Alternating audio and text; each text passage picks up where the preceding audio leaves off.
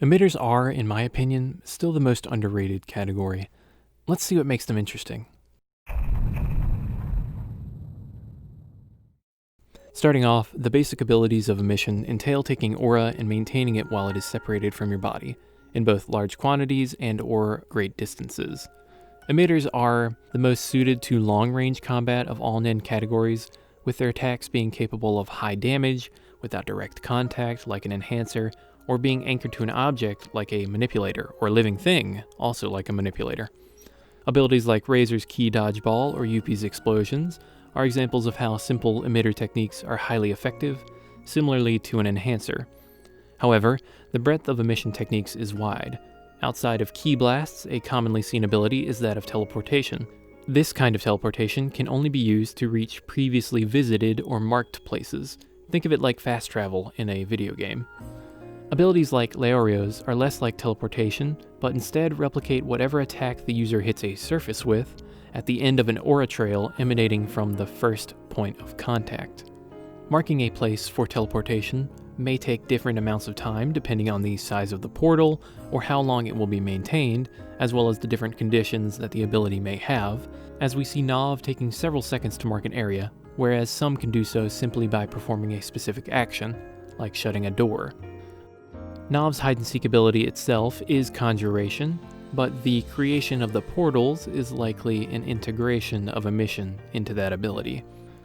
Outside of physical teleportation, emitters can also cause their aura to phase through solid matter, where normally it would destroy something.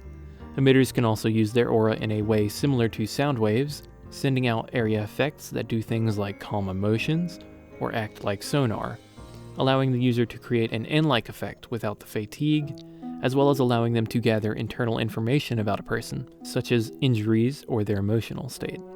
Similar to the way rockets fly, emitters can fly via expelling aura in the opposite direction, or by creating an aura creature to fly on, like Zeno with his dragon.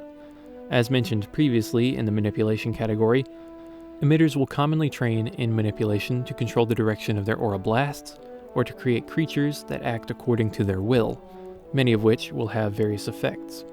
Examples include Razor's 14 Devils or Knuckles' APR.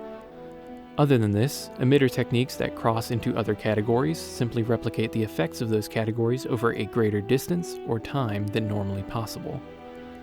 As emitters shine in gathering information or taking down their enemies from a distance, I believe emitters are most likely to have their main ability utilize a secondary NEN category, but of course, this is not necessary.